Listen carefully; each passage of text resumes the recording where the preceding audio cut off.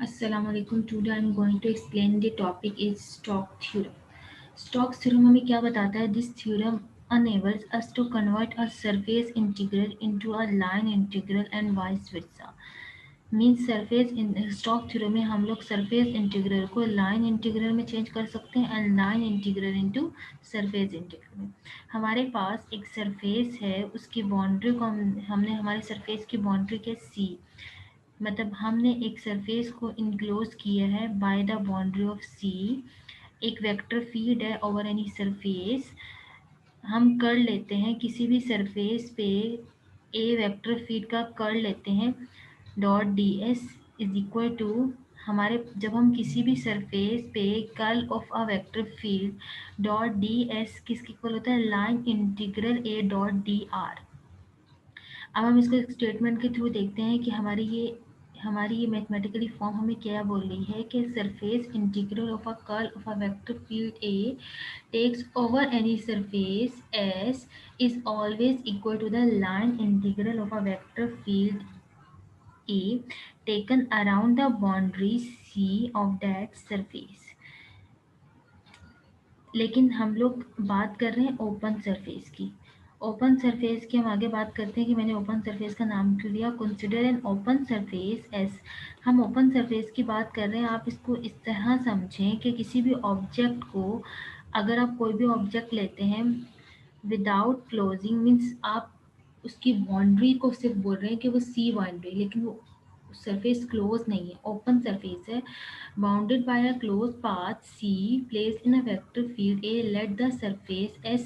अगर हम सरफेस को डिवाइड कर दें into a large number of infinitesimally small surface element del S1 del S2 del S1 to having curve boundaries, मतलब हमारे पास जो एरिया है डेल एस वन इसकी बाउंड्री के C one, delta S two इसकी बाउंड्री के C two to C n respective. अब हम देखते हैं कि हमने क्या चीज़ रीड की है।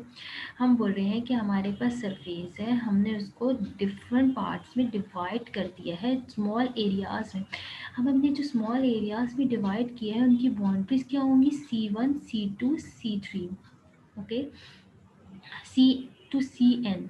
लेकिन हम किस डायरेक्शन में उनको डिवाइड कर रहे हैं? एंटी क्लॉकवाइज डायरेक्शन में डिवाइड कर रहे हैं। जब हम एंटी क्लॉकवाइज डायरेक्शन में डिवाइड करेंगे तो जो हमारा नॉर्मल होगा वो हमारा ऊपर की साइड पे होगा हमारा normal, okay. Consider one such surface element delta Si bounded by curve Ci shown shaded in figure। हमने क्या किया है? हमने इसमें ये किया है कि हमने अपनी सरफेस को डिफरेंट एरियाज में डिवाइड किया है और जिन एरियाज में डिवाइड किया है उनकी बाउंड्री के C one C two to C n. अब हम बोलते हैं कि अब हम बोलते हैं कि हमारा अगर डेल क्रॉस ए किसी भी पॉइंट पे, मीन्स हमारे पास क्या है? Curl of any vector field A किसकी इक्वल है? Line integral of A per unit area. इसका क्या मतलब है? इसका मतलब ये है कि हम किसी भी सरफेस इंटीग्रल को del cross A means curl of a vector field किसके इक्वल है? लाइन इंटीग्रल के इक्वल है। मीन्स हमने जिस एरियाज को डिवाइड किया है उनका कर्व बाउंड्री के सी वन किसके इक्वल है? Per unit area. इसको हम कैसे देखेंगे? Line integral of a vector field A at a point किसी भी पॉइंट पे हम डिविजिबल कर रहे हैं डेल्टा एस आई एरिया को is equal to del cross A curl of a vector field A. Delta S I यहाँ divide हो रहा है, वहाँ जाके क्या हो जाएगा? Multiply. The above equation holds good for each surface. ये इक्वेशन हर सरफेस के लिए अप्लाई हो सकती है। इफ़ वी ऐड और सच इक्वेशन, अगर हम सारी इक्वेशंस को ऐड करें तो हम क्या अप्लाई करेंगे? Summation, okay, I to N dot delta S I. दोनों साइड्स पे हमने समेशन अप्लाई किया। देखिए, अगर हम सरफेस एरियाज का, अगर हमने एक अपने सरफेस को डिफरेंट पार्ट्स में डिवाइड कर देता है इनफाइनाइट डेसिमल मीन्स इन्फिनिटी तक हमने डिवाइड कर दिया छोटे छोटे छोटे छोटे पार्ट। डेल्टा ऐसा ही क्या है? स्मॉल से स्मॉल एरियाज। लेकिन जब उनकी बाउंड्री है वो क्या है? C one C two C three C four to C n. हमारे पास एक पूरा सरफेस था, उसकी बाउंड्री क्या थी सी। लेकिन जब हम किसी भी सरफेस को डिवाइड करेंगे, मतलब हम अपने सरफेस को डिवाइड करेंगे तो उसकी बाउंड्री क्या हो जाएगी सी आई। ये चीज़ हम बोल रहे हैं ना, सी आई। अब हमने क्या बोला है कि अगर हम ये कह रहे हैं कि एन अप्रोच कर रहा है इन्फिनिटी पे एंड डेल्टा ऐसे अप्रोचेज जीरो, इन केस में समेशन किस में चेंज हो जाएगा, कन्वर्ट इनटू सरफेस इंटीग्रल। देखिए अगर आप एन इज लार्ज, मतलब एन अप्रोचेज टू इन्फिनिटी, तो हमारा सरफेस इंटीग्रल, हमारी जो ये वाला समेशन है, इस चेंज इनटू सरफेस इंटीग्रल में चेंज हो जाएगा। हमने इंटीग्रल अप्लाई कर दिया, then is equal to summation 1 to n line integral a dot dr, equation 3 हमारा। It is clear from figure that line integral along the common side between two adjacent elements will be transverse opposite direction and we convert each other, so the line integral along any common side of this element will not be contribute to the total line integral. The left hand side equation to represent the line integral along the sides on the boundary curve, so we have। अब हम देखते हैं इसमें हमने क्या पढ़ा। इसमें हम देखिए अगर हमारे पास से एक सरफेस है, ओके, इसमें हमने किस में मूव किया था, एंटी क्लॉकवाइज मूव कर रहे थे। अब हम जब हम उसकी बाउंड्री पे एंटी क्लॉक मूव कर रहे हैं तो हम सरफेस के अंदर भी, जो इसकी बाउंड्री सी है उसके अंदर भी हम एंटी क्लॉकवाइज मूव करेंगे। अब पहले हम इसको देखते हैं। अगर हमने दो सरफेस एलिमेंट है delta S one delta S two, हमने दो सरफेसेस उठाए delta S one delta S two I N G. अगर हम यहाँ से मूव कर रहे हैं, पहले हमारी सरफेस होगी, अब हम सेकंड यहाँ से मूव करेंगे तो आपकी पहली जो डायरेक्शन है वो ये रही।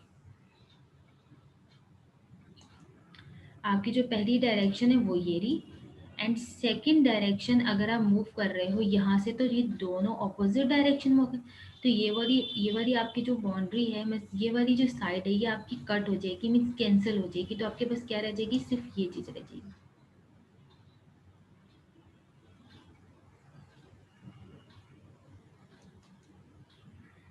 ओके, इसी तरह अंदर की सारी जो एरियाज हैं आपस में ऑपोजिट डायरेक्शन में मूव करेंगे तो आपस में कैंसिल आउट होते रहेंगे। देखिए मैंने इसमें शो भी कराया, ये कैंसिल होंगी, ये कैंसिल हो जाएंगी, ये कैंसिल हो जाएंगी। आपस में पूरी बाउंड्री आपके अंदर जो आपके एरियाज हैं एक दूसरे से एडजेसेंट साइड में कैंसिल हो जाएंगे।